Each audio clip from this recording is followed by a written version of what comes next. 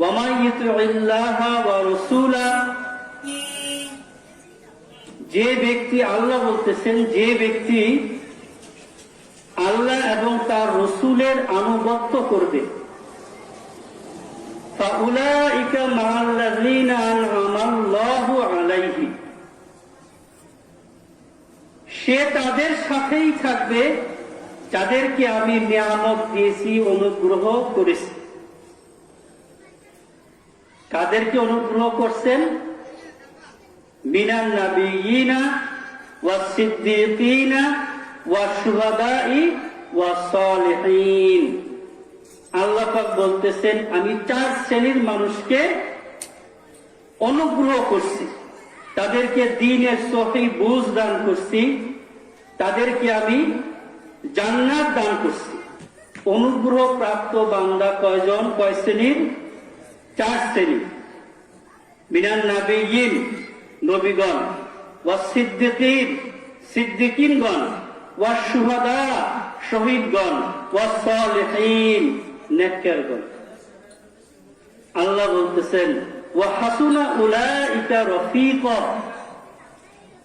এরা কতই না উত্তম সঙ্গী। এই আয়াতে কারিমা নাজিল হওয়ার পর ওই সাহাবীর দিলটা ভরে গেল। মুহতারাম হাজিরিন, আমরা প্রতিদিন সূরা ফাতিহার মধ্যে পড়ি, ইহদিনাস সিরাতাল মুস্তাকিম সিরাতাল্লাযীনা আন'আমতা আলাইহিম, ইহদিনাস সিরাতাল মুস্তাকিম, হে আল্লাহ আমাদেরকে সহজ সরল সঠিক পথটা দেখাও। সিরাতাল্লাযীনা আন'আমতা আলাইহিম, তাদের পথ যাদেরকে আপনি নিয়ামত দান করছেন। এই যে নিয়ামত আল্লাহ পাক দিয়েছেন, এই 4 শ্রেণীর মানুষ কারা কারা? নবীগণ, সিদ্দিকগণ, শহীদগণ, সালেহিনগণ।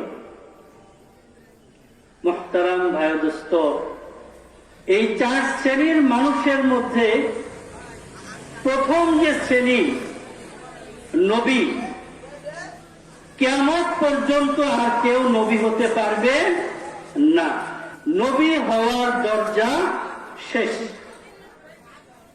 কিন্তু পরবর্তী যে 3 স্তর আল্লাহ পাক বলছেন তার বন্ধু সিদ্দীকিন, শহীদ এবং সালেহিন, এই 3 স্তরের আল্লাহ পাকের বন্ধু হওয়ার দরজা কিয়ামত পর্যন্ত খোলা। কিয়ামত পর্যন্ত যত মানুষ এই পৃথিবীতে আসবে, ধনী হোক, গরিব হোক,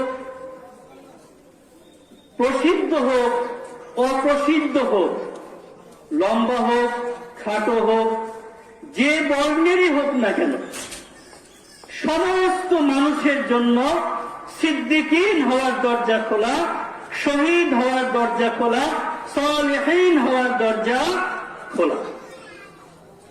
মুহতারাম ভাই দোস্ত, এখন কথা হলো সিদ্দীকিন কারা? আল্লাহ পাক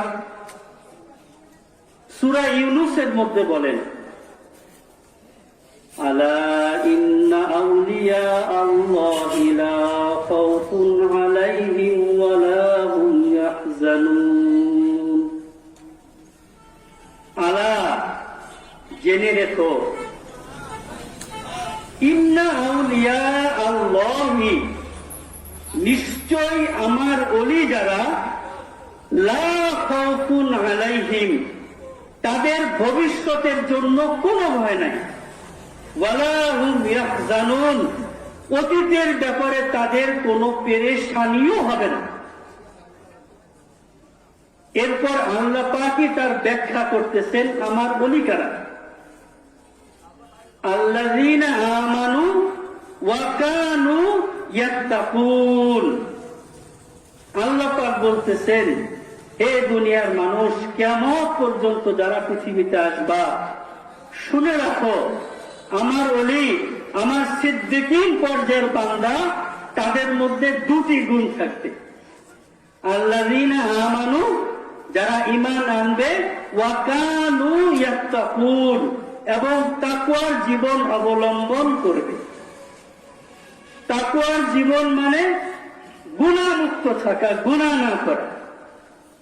মুহতারাম ভাই দোস্ত, তাহলে আউলিয়া সিদ্দিকীন কারা? যারা ঈমান এনেছে এবং গুনাহমুক্ত থাকে, তারা কি আউলিয়া সিদ্দিকীন। এই আউলিয়া সিদ্দিকীনকে আমরা হতে পারবো না? অবশ্যই হতে পারবো। মুহতারাম ভাই দোস্ত, আমরা স্বপ্ন দেখতে জানি না, স্বপ্ন দেখি না আমরা, আখিরাতের স্বপ্ন। প্রতিদিন হযরতে শাহজালাল ইয়ামিনী রহমাতুল্লাহি আলাইহির মাজারে শত শত মানুষ জিয়ারত করতে যায়, কিন্তু হযরত শাহজালাল ইয়ামিনী রহমাতুল্লাহি আলাইহির মতো আমি একজন আল্লাহ পাকের বন্ধু হই, এই খেয়াল কয়জনের মধ্যে আছে? মুহতারাম ভাই দোস্ত, আখিরাতের ব্যাপারে আমরা স্বপ্ন দেখতে হবে। অবশ্যই আমাদেরকে স্বপ্ন দেখতে হবে আখিরাতের ব্যাপারে। নবীদের পরের জান্নাতটাই হলো সিদ্দিকীনদের জন্য বরাদ্দ। এই সিদ্দিকীন পর্যায়ের আল্লাহ পাকের ওলি হওয়ার জন্য অন্তরের মধ্যে স্বপ্ন দেখতে হবে যে ইনশাআল্লাহ আমিও গুনাহমুক্ত থেকে আউলিয়া সিদ্দিকীন হব। কিয়ামতের ময়দানে সেই মাকামের মর্যাদা দিয়ে আল্লাহ পাক রব্বুল আলামিন আমাদেরকে জান্নাতুল ফেরদাউসের মধ্যে প্রবেশ করাই দিবেন। সবচেয়ে আশ্চর্যের বিষয় হলো, আউলিয়া সিদ্দিকীন হওয়ার জন্য, আল্লাহ পাকের বন্ধু হওয়ার জন্য আল্লাহ তাআলা যে দুইটি সিফতের কথা বলছেন, যে দুইটি গুণের কথা বলছেন, এই দুটি গুণের মধ্যে একটি গুণ আমাদের আছে, আলহামদুলিল্লাহ। আল্লাহ পাক কি বলছেন? আল্লাযীনা আমানু ওয়া কানু ইয়াত্তাকুন। আমার বন্ধু কারা? যারা আমার প্রতি ঈমান আনলো এবং তাকওয়ার জীবন অবলম্বন করলো। তো মুহতারাম ভাই দোস্ত, আমাদের সবার ঈমান আছে না? আলহামদুলিল্লাহ। আমাদের সবার আল্লাহ পাকের ওলি হওয়ার জন্য যে সিফতের প্রয়োজন, একটা সিফত আছে, সবাই দিল থেকে বলে আলহামদুলিল্লাহ। আরেকটা যে সিফত প্রয়োজন, তাকওয়া, অর্থাৎ গুনাহমুক্ত থাকা, গুনাহ না করা। এই গুনাহমুক্ত থাকারও সিফত আলহামদুলিল্লাহ আমাদের মধ্যে আছে। আমরা হয়তো যারা মুসলমান ঈমানদার, প্রতিদিন কি আমরা 100-200 গুনাহ করি? না। প্রতিদিন আমরা যদি হিসাব করি, আমাদের গুনাহের সংখ্যা হয়তো 8টা-10টা, কারো হয়তো 1টা, কারো 2টা, কারো 4টা 5টা, কিন্তু আমরা এই গুনাহগুলি বারবার করি। মুহতারাম ভাই দোস্ত, এজন্য আমাদের ঢালকা নগরে হযরত ওয়ালা বলেন, যদি আমরা এক এক দিন আমাদের জিন্দগিতে যে গুনাহগুলো হয়, অল্প কয়টা গুনাহ, এক একটা দিন যদি আমরা এক একটা গুনার মধ্যে ব্রেক করি, যে আজ থেকে ইনশাআল্লাহ এই গুনাহটা করব না, বাস আমরা আল্লাহ পাকের ওলি হওয়ার দিকে এক ধাপ এগিয়ে গেলাম। আরেকদিন আরেকটি গুনাহ ব্রেক করছি, আরেকদিন আরেকটি গুনাহ ব্রেক করছি, বাস অল্প কয়েকদিনের মধ্যে ইনশাআল্লাহ আমরা আল্লাহ পাকের খাস ওলি হয়ে যেতে পারবো, আউলিয়া সিদ্দিকীন হয়ে যেতে পারবো। মুহতারাম ভাই দোস্ত, এখন এই গুনাহ ছাড়াটা খুব মুশকিলের ব্যাপার। মন চায় না গুনাহ ছাড়া। মাত্র অল্প কয়েকটা কাজ যদি আমরা করি, আলহামদুলিল্লাহ আমাদের থেকে গুনাহের সমস্ত খেয়ালাত দূর হয়ে যাবে। শুনবেন আপনারা? মুহতারাম ভাই দোস্ত, প্রথম যে কাজটা, সেটা হলো কোন আল্লাহওয়ালার সোহবত এখতিয়ার করা। কোন আল্লাহর সাথে দ্বীনের সম্পর্ক রাখা, আন্তরিক মহব্বত রাখা, দিলে দিলে রাস্তা তৈরি হওয়া। আল্লাহ পাক বলেন, ইয়া আইয়ুহাল্লাযীনা আমানুত্তাকুল্লাহা ওয়া কুনু মা'আস সাদিকিন। হে ঈমানদাররা, তোমরা তাকওয়া অবলম্বন করো, অর্থাৎ গুনাহ ছেড়ে দাও। এরপর বলতেছেন কুনু মা'আস সাদিকিন, আমার সাদিকিন অর্থাৎ মুত্তাকিন বান্দাদের সাথে সাথে চলো। রহস্যটা কি? বললেন গুনাহ ছেড়ে দাও, আবার মুত্তাকিন বান্দাদের সাথে সাথে চলো।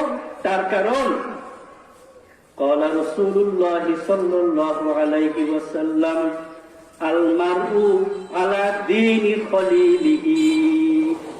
নবীজি বলেন, মানুষ তার বন্ধুর আদর্শ, বন্ধুর চিন্তা চেতনাকে মানুষ অনুসরণ করে।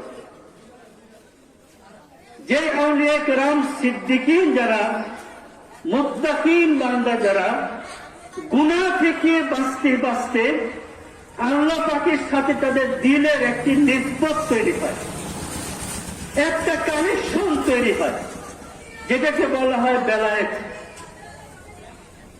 এই নিসবত হলো মানুষের দিলের মধ্যে সদা সর্বদা আল্লাহ পাকের পক্ষ থেকে নূর অবতীর্ণ হইতে থাকে, তাদের দিল থাকে নূরে পরিপূর্ণ। যদি কোনো মানুষ এই লোকটার সাথে আন্তরিক সম্পর্ক রাখে, তার দিনের সাথে দিনের রাস্তা তৈরি হয়েছে, সেই রাস্তা দিয়ে ওই আল্লাহ কলবের থেকে নূর ওই লোকটার কলবের মধ্যে আসতেছে। মুহতারাম ভাই দোস্ত, যখন কোন চুলার মধ্যে আগুন জ্বালানো হয়, সেই চুলায় কি কখনো বিড়াল বাচ্চা দেয়? বাচ্চা দেয়। তো যেই অন্তরের মধ্যে নূর আসতে থাকে, সেই অন্তর থেকে সমস্ত নফসানিয়াত, গুনাহের খায়সাত, সমস্ত টাকা যা আস্তে আস্তে আস্তে আস্তে দূর হয়ে যায়। আল্লাহ পাক অন্তরটাকে নূরান্বিত করে দেন। শুধু তাই নয়, আল্লাহ পাকের খাস আউলিয়া কেরাম যারা, আল্লাহ পাক রব্বুল আলামিন তাদেরকে এমন কুদরত দান করছেন, এমন ক্ষমতা দান করেন, তারা মানুষের দিকে সুনজর করতে পারে, যেটাকে বলা হয় তাওয়াজ্জু। চোখ দ্বারা যখন তারা তাওয়াজ্জু দেয়, তার সাথে সম্পর্ক রাখা অন্তরে ওই তাওয়াজ্জুর নূর প্রবেশ করে। মুহতারাম ভাইয়া দোস্ত, গাছের মধ্যে যদি ডাব হয়, বদনজর দিলে ডাব পড়ে যায় না? লাউ গাছে লাউ হয়েছে, বদনজর দিলে লাউ গাছ মরে যায় না? যদি দুষ্ট মানুষের বদনজরে তাসির হয়, আল্লাহ পাকের নূরের উপরে যে লোকটা চলতেছে, নূরান্বিত মানুষের নেক নজরে কি তাসির হবে না? অবশ্যই তাসির হবে। এবং এই লোকটা আস্তে আস্তে তার সাথে সম্পর্ক রাখার দ্বারা অন্তরে নূর আসতে থাকবে এবং আল্লাহ ওয়ালা হয়ে যাবে। মুহতারাম ভাই দোস্ত, তাহলে প্রথম যে কাজ সেটা হলো কি? কোন আল্লাহ ওয়ালার সুহবত ইখতিয়ার করা, আল্লাহ ওয়ালার সাথে আন্তরিক মহব্বত রাখা। শুধু হাদিয়া তোফা এটা কোনো বিষয় না, বিষয় হলো আন্তরিক মহব্বত রাখা ইখলাসের সাথে। এটা হলো আসল জিনিস। আল্লাহ ওয়ালার সাথে 50 বছর চলবে একটা লোক, গুনাহ ছাড়লো না, কি লাভ হইল? আমি গুনাহ ছাড়ার নিয়তে আল্লাহ ওয়ালার সুহবত ইখতিয়ার করতে পারি। দ্বিতীয় যে কাজ, সে কাজটা হলো ওই আল্লাহ ওয়ালা যে জিকির বাতলান, প্রতিদিন নিয়মিত কিছু কিছু জিকির করা। ইয়া আইয়ুহাল্লাযীনা আমানুযকুরুল্লাহা যিকরান কাসীরা। আল্লাহ পাক বলেন, ঈমানদাররা অনেক বেশি বেশি জিকির করো। জিকিরের দ্বারা কি হয়? জিকিরের দ্বারা অন্তরের ময়লা দূর হয়ে অন্তরের মধ্যে নূর আসতে থাকে। মুহতারাম ভাই দোস্ত, অন্তর যদি আলোকিত হয়, গুনাহের খায়সাত চলে যায়। অন্ধকার যখন দূরীভূত হয়, তখন বাদুর কিন্তু আর আশপাশে দেখা যায়? দেখা যায় না। অন্তর নূরান্বিত, বান্দা আস্তে আস্তে গুনাহমুক্ত। 3 নম্বর কাজ, প্রত্যেকটি কাজ সুন্নত তরিকা অনুযায়ী করা। আমরা তো খানা দানা খাই, নামাজ পড়ি, ঘুমাই, বাথরুমে যাই, এই দৈনন্দিন যে কাজ, এই কাজগুলি আমাদেরকে সুন্নত তরিকা অনুযায়ী করতে হবে। সুন্নত তরিকা আমরা জেনে নিব। আর চতুর্থ যে কাজ, সেটা হলো আসবাবে গুনাহ। যে জিনিসটার কারণে আমার গুনাহ হয়ে যায়, যেই পরিবেশটার কারণে আমার গুনাহ হয়ে যায়, সেই পরিবেশ থেকে আমাকে দূরে থাকতে হবে। যদি এমন কোন পরিবেশে গেলে আমার দ্বারা কুদৃষ্টি হয়, তাহলে আমি সেই পরিবেশে যাব না। যদি টাচ মোবাইল চালানোর কারণে আমার দ্বারা গুনাহ হয়, আমি টাচ মোবাইল চালাবো না। আসবাবে গুনাহ থেকে দূরে থাকা, যে জিনিসটার কারণে গুনাহ হয় তার থেকে দূরে থাকা। আল্লাহ পাক বলছেন, ওয়ালা তাকরুবুজ জিনা, তোমরা জিনার কাছেও যেও না। তার কারণ যেই কাজ করলে জিনা হয়ে যেতে পারে, আল্লাহ পাক আগেই বলছে সেই কাজ তোমরা করো না, তবে জিনা থেকে মুক্ত থাকতে পারবা। বর্তমান যুগে সবচেয়ে সহজ গুনাহ হলো কুদৃষ্টি করা। একজন পুরুষ ভিন নারীর দিকে তাকালো, একজন নারী ভিন পুরুষের দিকে তাকালো, কুদৃষ্টি এটাকে বলে। এই যে কুদৃষ্টি করা, এটা হলো একদম সহজ একটা গুনাহ। আর এই কুদৃষ্টির গুনার কারণে সংসার নষ্ট হইতেছে, একটা মানুষ মুত্তাকি হইতে পারতেছে না। মুহতারাম ভাইয়া দোস্ত, করাচির হযরত ওয়ালা বলতেন, বর্তমানে রাস্তাঘাটের মধ্যে বেলায়েত আল্লাহ পাকের সাথে সম্পর্ক বিতরণ হইতেছে। আপনারা কি চান না আল্লাহ পাকের সেই বেলায়েত হাসিল করতে? কুদৃষ্টি থেকে বিরত থাকেন।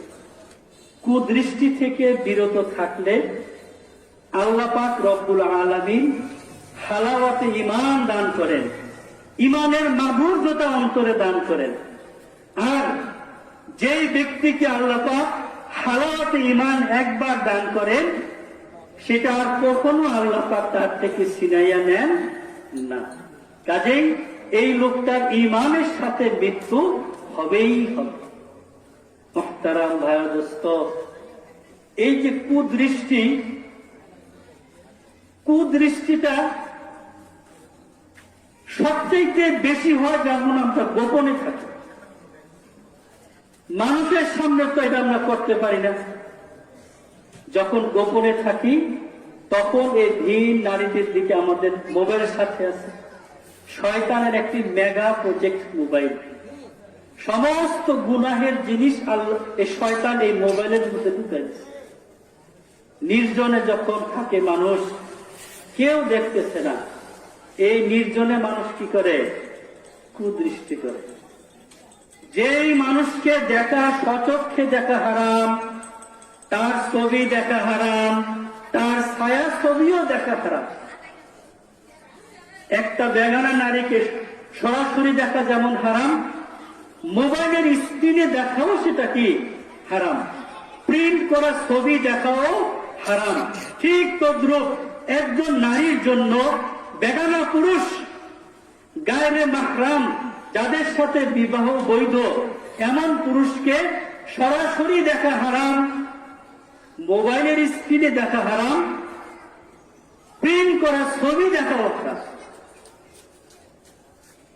এই যে বক্তা যারা ওয়াজ করেন, কোন মা বোনের জন্য বক্তাদের ভিডিও চেহারা দেখে দেখে ওয়াজ শোনা জায়েজ নাই, হারাম। এই যে মোবাইলের মাধ্যমে বর্তমান এই দেশের মধ্যে যত পরকীয়ার ঘটনা ঘটতেছে, এই যে পত্রিকায় দেখেন না, পরকীয়ার কারণে খুন, অমুক খুন, স্বামী খুন, স্ত্রী খুন, বাচ্চা খুন, নিজের সন্তানকে মা হত্যা করতেছে। পরকীয়ার সম্পর্ক জেনে ফেলেছে সেই অপরাধ। মুহতারাম ভাই ও দোস্ত, এজন্য টাচ মোবাইলের ব্যাপারে আমরা খুব সতর্ক থাকবো, নিজেরাও কোনো গুনাহ করব না এবং মা বোনদেরকেও গুনাহ করতে দিব না। আমার এক খুব পরিচিত এক লোক সৌদি আরব প্রবাসী, বিবাহ করছে মোবাইলের মাধ্যমে, যেভাবেই হোক। বিবাহ রাত্রে স্ত্রীকে 30,000 টাকা দামি একটি টাচ মোবাইল গিফট করছে। বিবাহের 32 দিনের দিন সেই স্ত্রী টাচ মোবাইল সহ স্বর্ণ গহনা সহ আরেকজনের সাথে মোটরসাইকেলে করে চলে গেছে রাত 12টা বেলা। এই হলো টাচ মোবাইলের ফজিলত।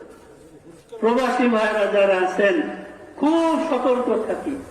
টাচ মোবাইল দিবেন তো মাকে দিবেন, দিবেন তো বাবাকে দিবেন। প্রয়োজনে অল্প সময় বিবির সাথে কথা বললেন, সমস্যা নাই, কিন্তু নিয়ন্ত্রণ যেন বিবির হাতে না থাকে। আর গুনাহ যেটা হয় সেটা কিন্তু গোপনেই হয়। একজন আলেম মানুষ, টুপি দাড়িওয়ালা মানুষ, সবার সামনে কি আমরা পারবো টাচ মোবাইলে তো নারীর দিকে তাকাইতে পারবো না।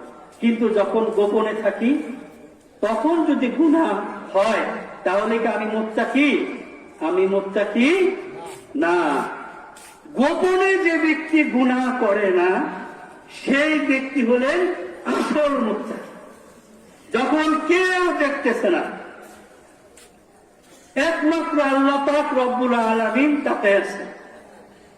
এই গোপন মুহূর্তে নির্জন নিভৃতে যে ব্যক্তি গুনাহ থেকে বেঁচে থাকে সে হলো সত্যিকার মুত্তাকি। जो करता है तू चुपके आहले जहां से, कोई देखता है तुझे आसमां से। তুমি যা কিছুই করো না কেন গোপনে মানুষকে না দেখাইয়া একজন কিন্তু তোমাকে আসমান থেকে ঠিকই দেখতেছেন, তার সামনে তুমি গুনাহগার হয়ে গেলা। দুনিয়ার সমস্ত মানুষ যদি আমাকে বলে হুজুর আপনার ব্যাংকের অ্যাকাউন্টে 1 কোটি টাকা আছে, সমস্ত মানুষ বলল আমার অ্যাকাউন্টে 1 কোটি টাকা আছে, এর দ্বারা কি আমার ব্যাংকে আসলে 1 কোটি টাকা আসবে? বলেন, আসবে না। দুনিয়ার সমস্ত মানুষ যদি আমাকে বলে আপনার অ্যাকাউন্টে 1 টাকাও নাই, অথচ আমার অ্যাকাউন্টে যদি 1 কোটি টাকা থাকে, মানুষের বলার দ্বারা কি আমার টাকা শেষ হয়ে যাবে? মুহতারাম ভাই দোস্ত, দুনিয়ার সমস্ত মানুষ আমাকে মুত্তাকি বলল, আল্লাহ পাক রব্বুল আলামিনের দৃষ্টিতে আমি মুত্তাকি হইতে পারলাম না। এই দুনিয়ার মানুষের মুত্তাকি বলার দ্বারা আমার কবরে কি লাভ হবে, আমার হাসরে কি লাভ হবে, আমার মিজানে কি লাভ হবে, আমার ফুলসিরাতে কি লাভ হবে? কিচ্ছু হবে না। মানুষ ভালো বলুক, মানুষ খারাপ বলুক, একদম 2 সাইডে ফেলে দিবেন, কিচ্ছু না। আমার রব যদি ভালো বলেন আমি ভালো, আমার রব যদি খারাপ বলেন আমি খারাপ। মানুষের কথা কিচ্ছু আসে আর যায় না। মুহতারাম ভাই দোস্ত, আরো কিছু গুনাহ আছে, এই গুনাহগুলো আমরা করি। একটা হলো হিংসা, মানুষের কল্যাণ হইতেছে দেখে মনে মনে জ্বলা, তার ক্ষতি কামনা করা। قال رسول الله صلى الله عليه وسلم إياكم والحسد, তোমরা হিংসা থেকে বেঁচে থাকো। فإن الحسد يأكل الحسنات كما تأكل النار الحطب। নবীজি বলেন শুকনা লাকড়িকে যেমন আগুন জ্বালিয়ে পুড়িয়ে একদম ভস্ম করে দেয়, ঠিক তদ্রূপ মানুষের মনের হিংসা অ্যাকাউন্টে জমা থাকা আমলগুলোকে জ্বালিয়ে পুড়িয়ে দেয়। আহা, এত কষ্ট করে নেকামল জমাইলাম, এই নেকিগুলি যদি সামান্য হিংসা দ্বারা শেষ হয়ে যায় কি অবস্থা হবে? হিংসুকের একটা ঘটনা শুনেন। এক গ্রামের মধ্যে এক মাতবরের ছেলে স্কুলে পড়ে, আরেক দিন মজুরের ছেলেও স্কুলে পড়ে। মাতবরের ছেলে ক্লাসে পাস করতে পারে না পরীক্ষা, আর দিন মজুরের ছেলে ফার্স্ট হয়েছে। লোকজন গিয়ে বলে, মাতবর সাহেব, আপনার ছেলে তো পাস করতে পারলো না, আর দিন মজুরের ছেলে তো ফার্স্ট হয়েছে। মাতবর বলল, আরে ফার্স্ট হয়েছে দেখে কি হয়েছে, দেখবি সে মেট্রিক পাস করবে না। মেট্রিক পরীক্ষায় দিন মজুরের ছেলে ভালো রেজাল্ট করছে, আর মাতবরের ছেলে কোন রকমের রেজাল্ট করছে। মাতবর বলতেছে, আরে মেট্রিক পাস করছে দেখে কি হয়েছে, সে কলেজে ভর্তি হতে পারবো না। কলেজেও ভর্তি হয়েছে, ইন্টারমিডিয়েট পাস করছে। মাতবর বল, ইন্টারমিডিয়েট পাস করছে দেখে কি হয়েছে, দেখবি ডিগ্রি পাস করছে না। ওই দিন মজুরের ছেলে ডিগ্রিও পাস করছে। মাতবরের কাছে গেছে লোকজন, মাতবর বলে, ডিগ্রি পাস করছে দেখে কি হয়েছে, দেখবি এখনো চাকরি পেত না। চাকরিও পাইছে। মাতবর চাকরি পাইছে দেখে কি হয়েছে, দেখবি হার কাছে কেউ মেয়ে বিয়ে দিত না। বিয়েও দিছে। মাতবরের কয়, দেখবি আর পোড়াও নিত না। এই হলো হিংসুকের অবস্থা। এই লোক হিংসা করতে করতে জ্বলতেছে, আর ওই যে লোকটা দিন মজুরের ছেলে, তার কিচ্ছু হয় নাই। তার কি হয়েছে? কিচ্ছু হয় নাই। সে মেহনত করছে, আল্লাহ পাক তার তাকদীরে রাখছে, সে আস্তে আস্তে উঠতেছে। এই হিংসার দ্বারা কোনো লাভ নাই। মুহতারাম ভাই দোস্ত, যদি হিংসা মনের মধ্যে আসে, হিংসা করা যাবে না, গিফতা করা যাবে। আল্লাহ, আপনি অমুককে দিতেছেন, দেন, আমারও দেন। এটার নাম কি? গিফতা। এটা জায়েজ। অমুককে দিতেছেন, অমুকের ব্যবসা বাণিজ্য ভালো, আলহামদুলিল্লাহ, আল্লাহ আপনি আমাকেও দেন। অমুকের এই উন্নতি হইতেছে, আলহামদুলিল্লাহ, আমাকেও দেন। এটার নাম হলো গিফতা। এই হিংসার গুনাহ আমাদেরকে বিরত থাকতে হবে। মুহতারাম ভাই দোস্ত, এরপর আরো একটা গুনাহ, সেটা হলো আমরা নিজেকে বড় মনে করি। কি মনে করি? বড়, তাকাব্বুর। এটা একটা হৃদয়ের গুনাহ, অন্তরের গুনাহ। قال رسول الله صلى الله عليه وسلم لا يدخل الجنة من كان في قلبه مثقال ذرة من كبر। সামান্য অনুপরিমাণ, বিন্দু পরিমাণ যদি কারো অন্তরে কিবির থাকে, নামাজি হোক, হাজী সাহেব হোক, যত কিছুই হোক, জান্নাতে কি করবে না? প্রবেশ করবে না। নেক আমল করলো কে? রূহ। নেক আমল কে করছে? রূহ। এই রূহ হলো আল্লাহ পাকের একটা হুকুম। এই রূহের মধ্যে বরত্বের কোনো খেয়াল নাই। বরত্বের খেয়াল হলো দেহের মধ্যে। বরত্বের খেয়াল কার মধ্যে? দেহের মধ্যে। এই দেহকে বরত্ব ভাব থেকে দূর করাইতে হবে। গুনাহ ছাড়ার জন্য 4টি কাজ। 1 নম্বর কাজ, কোন আল্লাহ আল্লাহর সুহবত ইখতিয়ার করা। 2 নম্বর কাজ, তার বাতলানো কিছু জিকির করা। তার বাতলানো কেন? তিনি হলেন রুহানি ডাক্তার। তিনি বুঝেন এই লোকটার জন্য কি পরিমাণ কি জিকিরের প্রয়োজন। এজন্য ডাক্তারের পরামর্শ অনুযায়ী জিকির করাটা আবশ্যক। 3 নম্বর হলো সমস্ত কাজ সুন্নত তরিকা অনুযায়ী করা। আর 4 নম্বর হলো আসবাবে গুনাহ, যেই কাজগুলোর দ্বারা আমাদেরকে গুনাহ হয়ে যেতে পারে, সেই কাজগুলো থেকে বিরত থাকা।